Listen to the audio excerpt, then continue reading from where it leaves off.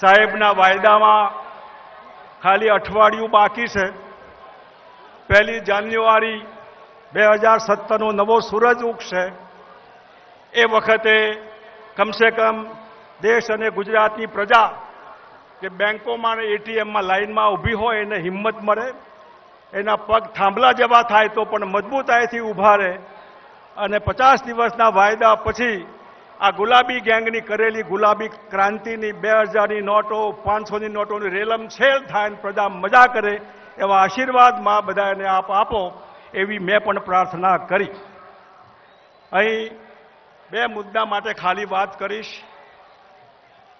આપણા મહેસાણા જિલ્લાના વડાપ્રધાન બન્યા 2.5 વર્ષ થયા. છેલ્લા 12 વર્ષ લગભગ 12 વર્ષથી અને ભાજપ પણ સીધા 5-7 વર્ષથી એટલે 15-20 વર્ષથી ગુજરાતમાં બીજેપીનું શાસન. દિલ્હીમાં 2.5 વર્ષ થયા. પ્રજા હિસાબ માંગે. શું થયું તમારા વાયદાઓનું? શું થયું તમારા વચનોનું?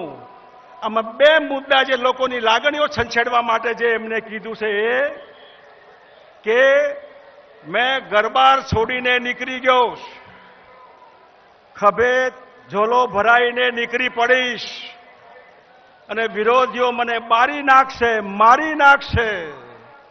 અરે તમે એવું શું પાપ કર્યું કે વિરોધીઓ તમને મારી નાખે ને મારી નાખે? કોઈ નબળું નથી તમને મારી નાખવા ને મારી નાખવા માટે. તમે કયો ત્યાગ કર્યો? તમે તો ઘરબાર જ્યારે છોડ્યું છે ત્યારે છોડ્યું, પણ મહાત્મા ગાંધીએ જીકતી પોતાની પ્રેક્ટિસ છોડી, પોતાના શૂટબૂટ છોડ્યા. નહેરુજીએ પોતાનું વારસાગત કરોડો રૂપિયાની પ્રોપર્ટી છોડી. સરદાર સાહેબે જીકતી બેરિસ્ટરી છોડી અને ઇન્દિરાબેન ગાંધી અને રાજીવ ગાંધીએ આ દુનિયા છોડી શહીદ બની ગયા દેશ બચાવવા માટે. ઇન્દિરાજીની શહીદી, રાજીવજીની શહીદી. તમે શું કઈ શહીદી તમારી 7 પેઢીમાં એક શહીદ બન્યા હોય તો બતાવો. તમે શું કર્યું આ દેશ માટે? તમે દુનિયાને ઉલ્લુ બનાવવા સિવાય શું કર્યું?